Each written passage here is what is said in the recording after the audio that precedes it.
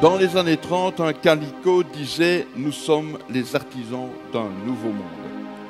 C'est l'intitulé de notre exposition qui se tiendra du 7 mars au 5 avril 2009 aux ateliers des Tanneurs, rue des Tanneurs à Bruxelles, à 3 pas de la gare centrale.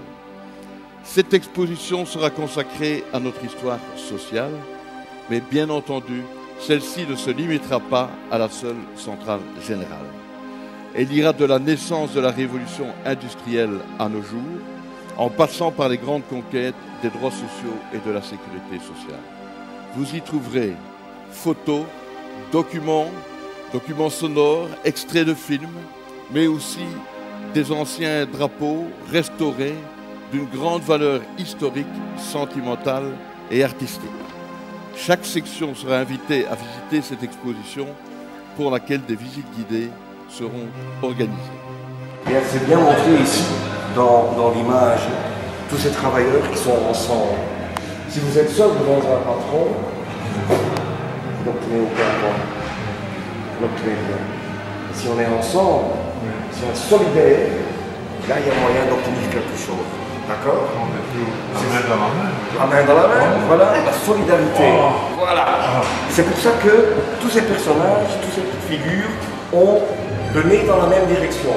C'est important, évidemment. Si on commence à se disputer entre nous, ben on n'obtient rien, évidemment. Donc, les nez dans la même direction. Mais il y a encore quelque chose d'important qui est montré là, parce que vous voyez que ces figures, ils ne sont pas dans un ordre militaire, dans des rangées bien ordonnées, non. Pourquoi? Parce que tout le monde a le droit de sa propre opinion, de sa propre expression.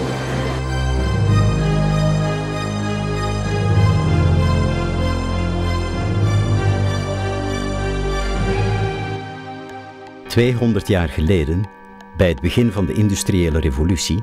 was het vroeg opstaan om naar de fabriek te gaan. Je mocht al blij zijn dat je werk had. En iedereen moest mee. Man, vrouw en kind.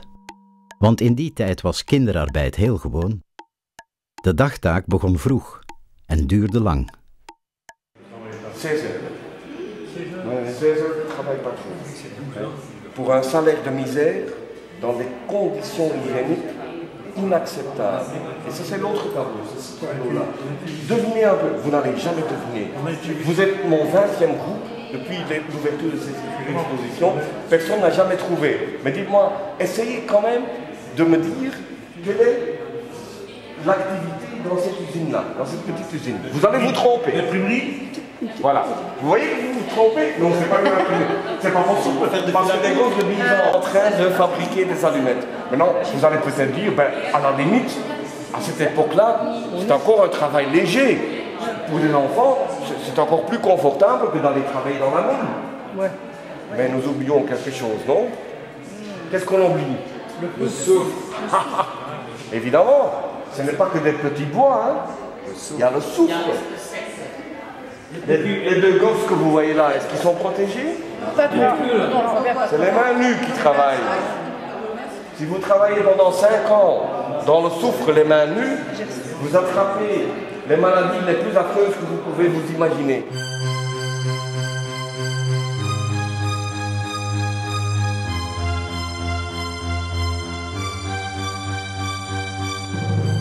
Chers camarades, si j'interviens aujourd'hui, c'est au nom de tous les malheureux qui ont travaillé dans l'amiante.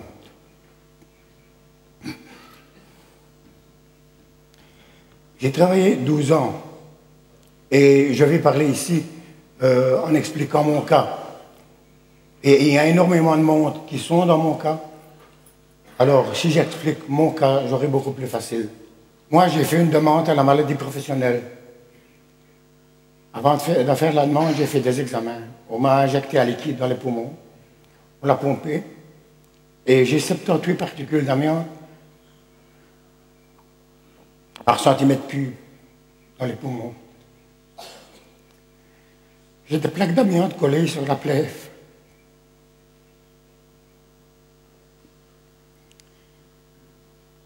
Et un jour viendra où j'aurai le mésothéliome moi aussi. Et à partir de ce moment-là,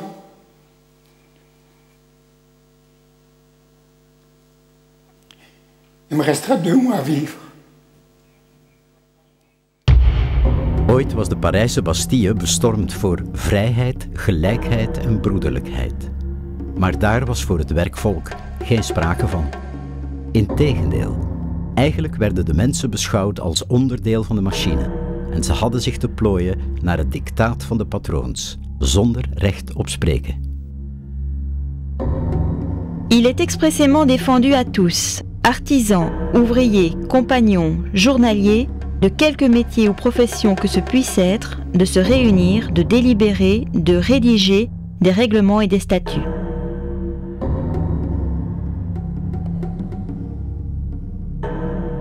Het is uitdrukkelijk verboden aan alle kunstwerkers, werklieden, gezellen, dagermannen, van welk beroep of ambacht het zij, van te vergaderen, te beraadslagen, reglementen of statuten te maken.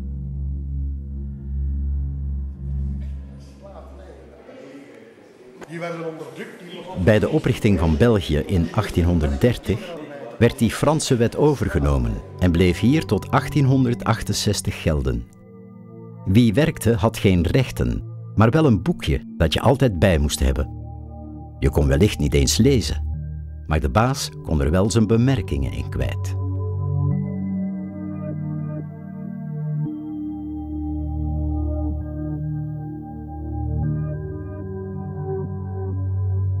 Er werden wel, vaak in het geniep, kleine maatschappijen voor onderlinge bijstand opgericht. Het zijn de voorlopers van ziekenkassen of andere hulpkassen. Met kleine bedragen werd een pot aangelegd voor diegenen die uit de boot vielen en hulp nodig hadden. Het gaat om kleinschalige initiatieven en soms louter betrokken op dat ene segment binnen de productie van een specifiek product. Zo had je binnen eenzelfde bedrijf het verbond van de sigarenmakers,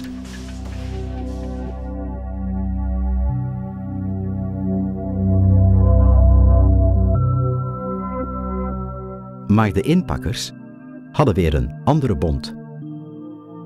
Er begonnen echter nieuwe ideeën te rijpen. Zo heeft het idee solidariteit vandaag de dag nog niets aan waarde ingeboet.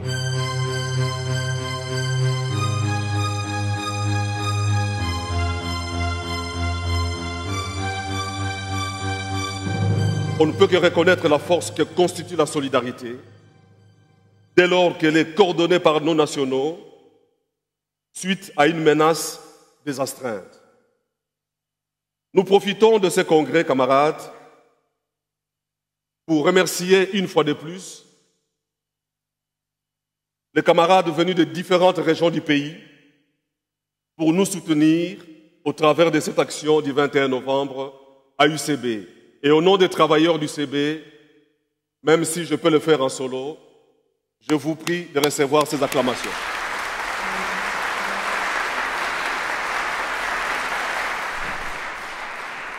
Wij hebben, vrienden, een sterk en eensgezind ABV nodig om weerwerk te kunnen bieden.